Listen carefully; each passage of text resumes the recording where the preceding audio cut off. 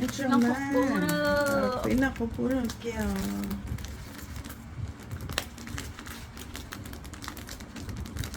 Rồi thì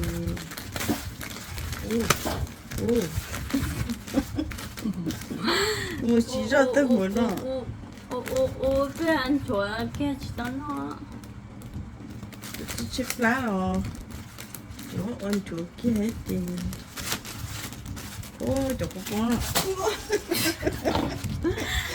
chỗ có bó nào là trông anh đâu 왜안 줘있잖아요. tại nó cứ 운너 싶다 못다.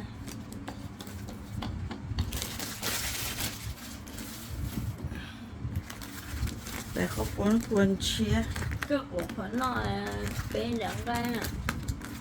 cái kia tôi nó chỉ tao tới rồi đâu không chơi sợ nó ý là tôi luôn.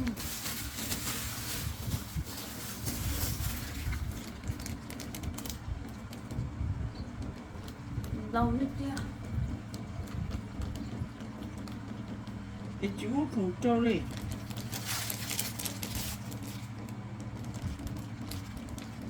nè còn phun nè thôi chỉ mua một chén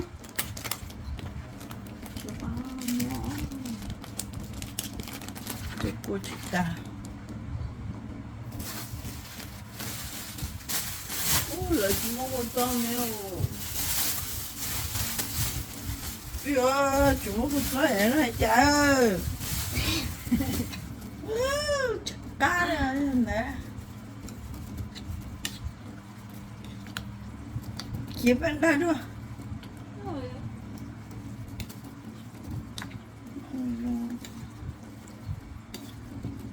이제 카페에서 chỉ mua một chén. tôi hay đâu cơ gì à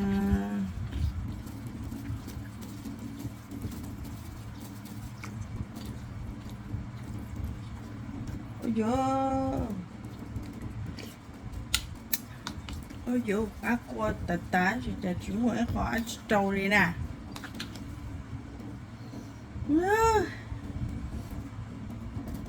đó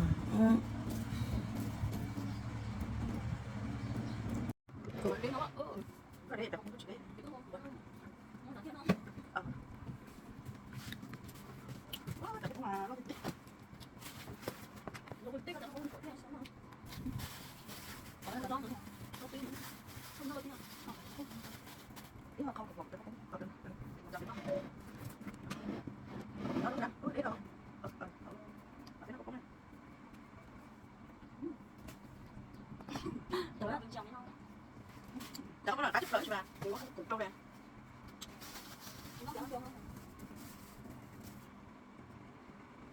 trâu nó có thể này không trâu phải nó bẻ ai mà trâu đâu có lợi chứ mà cùng trâu với trâu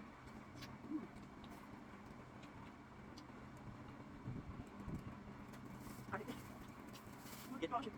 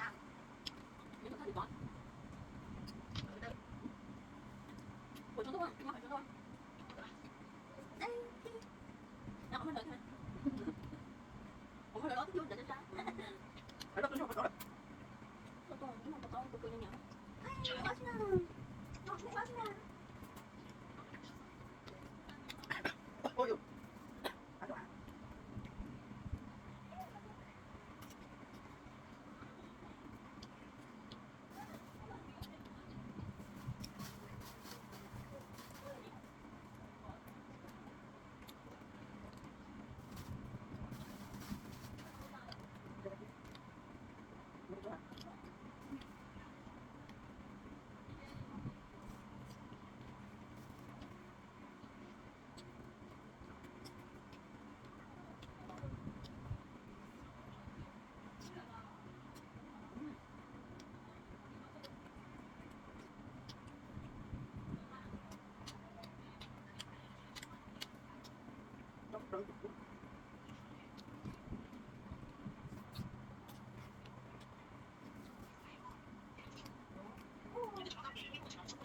Đang hết luôn đâu, nhận chưa? Rồi đi tới mấy tuổi rồi, cho mình trước bắt đầu mấy tuổi. Cứ nhà tóc mà trước mấy tuổi thì không đủ đâu. Rồi đó. Mình chưa cho nó nghe kiểu kiểu. Có qua chuyến nào hay chưa? Quý trọng đẹp rồi.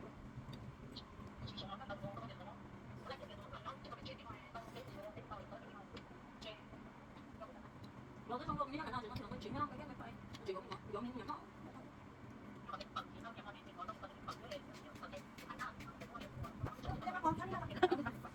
Hello. Chị cái này biết tao nói hello.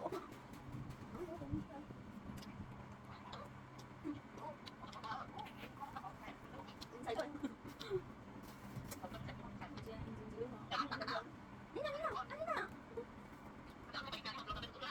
À chuyện tao tao tao chuyện đó tao nói hả? Rồi, chuyện đó cái này.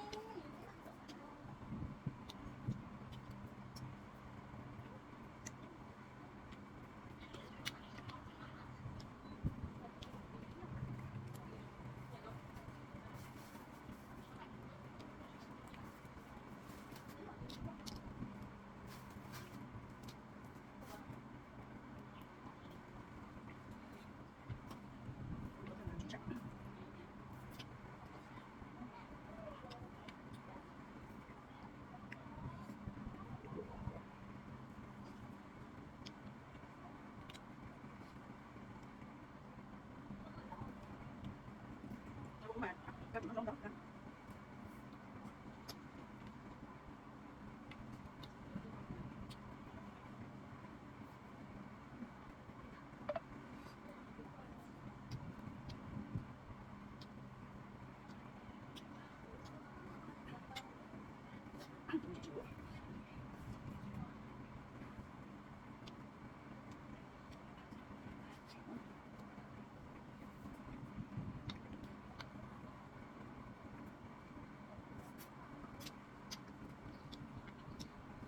Nó ngon chưa?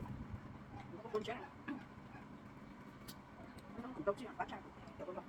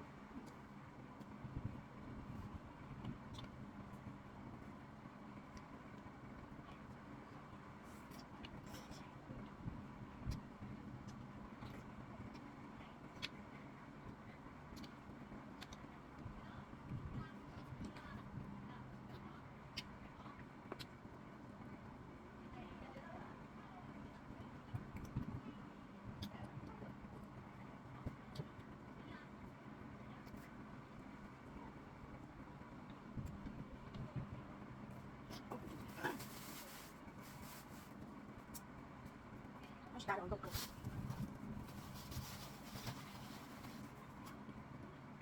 Nó tốt rồi.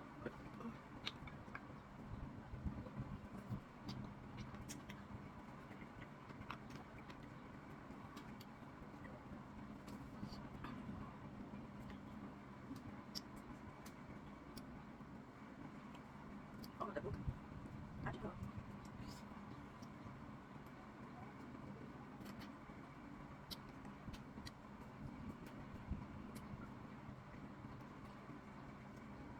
Thì còn làm gì để được đi.